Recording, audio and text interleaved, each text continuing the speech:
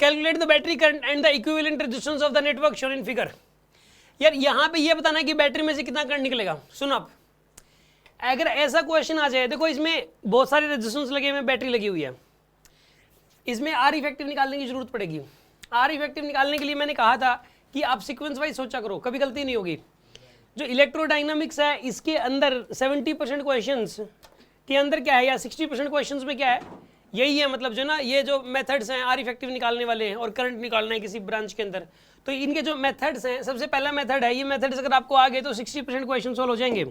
सबसे पहला क्या करता है, ये सीरीज पैरेलल चेक करा करो। इसमें सीरीज पैरेलल साफ साफ नहीं दिख रहा, ठीक है, हो भी सकता है नहीं भी, तो इसलिए इलेक्ट्रॉनिक बीटर लगाओगे। दूसरे नंबर पे क्या देखते हैं हम लोग, बताइए, व्हीटस्टोन देखते हैं, व्हीटस्टोन प्रिंसिपल तो नहीं लग रहा।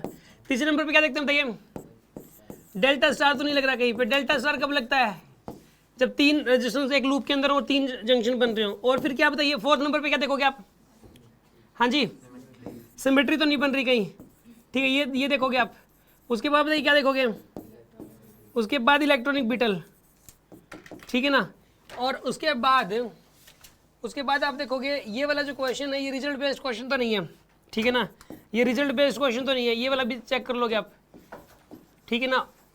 और एक है ना, ये ब्रांचिंग ऑफ करंट से तो नहीं हो रहा, एक टॉप पे आगे एक और मैंने ये लिखवाया नहीं था, ब्रांचिंग ऑफ करंट, इससे तो नहीं हो रहा कोई क्वेश्चन, ये देखोगे आप। उसके बाद फिर उसके बाद लास्ट में केवीएल, तो ठीक है ना, 8वें नंबर पे केवीएल, तो उसके बाद, ठीक है, ये चीज चेक करोगे आप। मतलब 60% क्वेश्चंस आपके इन सारे मेथड में से किसी न किसी मेथड से हो जाएगा। और उसके बाद इलेक्ट्रोडायनामिक्स मैंने बताया कि मीटर ब्रिज है और पोटेंशियोमीटर, बस मेन मीटर ब्रिज है, पोटेंशियोमीटर, शंटिंग है, ठीक है ना, ये मेन टॉपिक है। उसके बाद ये चैप्टर खत्म हो गया। मतलब इन चीज़ों का एक मेजर रोल है, ये जो मेथड्स हैं इनके लिए बहुत सारे क्वेश्चन हैं, इनके लिए सबकी अलग अलग डीपीबीज हैं, ठीक है ना। सुनो आप, करते हैं इस वाले क्वेश्चन को सोल्व। अभी हम इस क्वेश्चन को सोल्व करने के लिए अभी इस क्वेश्चन को सोल्व करना है जैसे में, ठीक है। तो आप एक काम करो, इस क्वेश्चन को सोल्व करने के लिए पहले तो नंबरिंग दे दो आप। यहाँ पे क्या दोगे नंबरिंग, बताइए, 1 2 3 4 5 6 7 8। अब एक काम करो, ये वाला ए पॉइंट है सपोज, और ये वाला पॉइंट कौन सा है सपोज, बी पॉइंट। अब ए पॉइंट जो है ना, ये ए पॉइंट है सपोज, इसका ना यहाँ पे एक लाइन बना लो, यहाँ पे बी पॉइंट है, यहाँ पे एक लाइन बना ली। अब ए से बी जाना, आपको ऐसे रास्ते से जाना कि कम से कम रेजिस्टेंस मिले, ऐसे रास्ते से जाना कि कम से कम रेजिस्टेंस मिले। बताइए ए से बी तक जाओगे, इस रास्ते से 3 मिलेंगे, इस रास्ते से एक ही मिल रहा है ना, ये 8 7 नहीं मिल रहा है, एक ही मिल रहा है 8 7, ठीक है ना। तो यही वाला बना लो यार 8 7, ठीक है ना, 8 7 ये बन गया एक 8 7, और इसकी वैल्यू कितनी है बताइए, यहाँ पे 4 ओम है। अब इस रास्ते से दोबारा नहीं जाना आपको, क्योंकि ना ये तो ब्लॉक हो गया अब रास्ता, इस रास्ते से अब दोबारा नहीं जाना। अब कोई और रास्ता ढूंढो जिसमें से और कम रेजिस्टेंस आए। एक काम करो, ए से लेके बी तक जाओ आप, इस रास्ते से। अच्छा, ये वाली वायर ऐसे करने का मतलब इसके ऊपर से होके गई हुई है, ये टच में नहीं एक दूसरे के, ठीक है ना। ए से चलो आप, ये इस तरीके से चले जाओ 5 6, हाँ जी, आ रहा है कि नहीं आ रहा 5 6, अरे आ रहा है ना 5 6, देखो 5 6 आ रहा है। तो यहाँ पे 5 6 ओम, ये 5, ये 6 पॉइंट, ये वाला 6 है, मतलब कितने ओम है ये, 12 ओम है ये, ठीक है ना। ये भी हो गया जी, इसको हटा दो। अब बताइए और 8 ओम। एक काम करो, ऐसे चलो आप, 8 ओम आ गया ना, और फिर बी तक पहुंच गए आप, 8 ओम और फिर बी तक पहुंच गए, माने कि नहीं माने आप। यहाँ पे इसके अंदर 8 ओम आएगा, यहाँ पे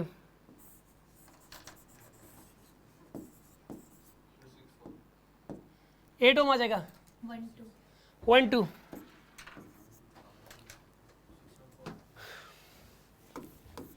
और बताइए आप,